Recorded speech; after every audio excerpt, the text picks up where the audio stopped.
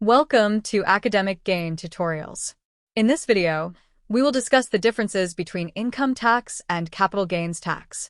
Although both are forms of taxation imposed by governments, they apply to different types of earnings and are calculated in different ways. Understanding these differences is important for students, investors, business owners, and taxpayers. Let us explore the major distinctions between income tax and capital gains tax. Number 1. Income tax is a tax levied on the total income earned during a financial year, whereas capital gains tax is a tax levied on the profit earned from selling or transferring a capital asset. Number 2. Income tax covers earnings from salary, business, rent, interest, and other income sources, whereas capital gains tax applies only to gains arising from the transfer of capital assets. Number 3.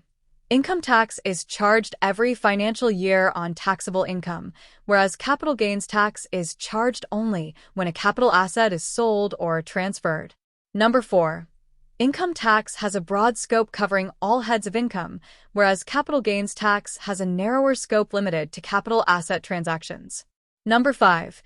Income tax is governed by the overall provisions of tax laws relating to income, whereas capital gains tax is governed by specific provisions related to capital gains.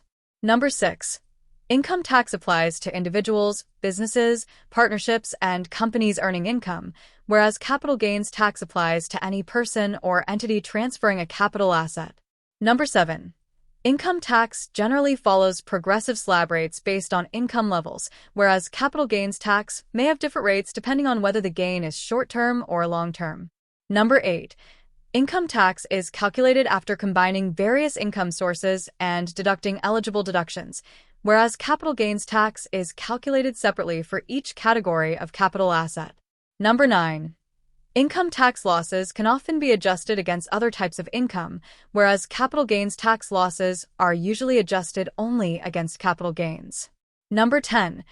Income tax losses may be carried forward according to tax regulations, whereas capital gains tax losses can also be carried forward but are subject to specific capital gain rules.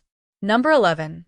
Income tax generally does not depend on how long an asset is held, whereas capital gains tax treatment often depends on the holding period of the asset. Number 12.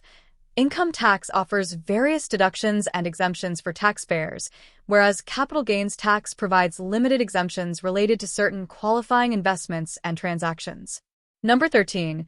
Income tax applies to regular earnings such as salary, rent, and business profits, whereas capital gains tax applies to profits from the sale of assets such as property, shares, or mutual funds. Number 14. Income tax arises from recurring or continuous sources of earnings, whereas capital gains tax arises from a specific event involving the transfer of an asset. Number 15. Income tax is reported through tax returns based on different income categories, whereas capital gains tax is reported separately within the applicable tax return when gains occur. Number 16. Income tax aims to tax a person's annual earning capacity and income, whereas capital gains tax aims to tax the increase in value or appreciation of capital assets. In summary, income tax is charged on the income you earn regularly from various sources, whereas capital gains tax is charged on the profit you make when you sell or transfer an asset. Understanding these differences can help taxpayers plan their finances and investments more effectively.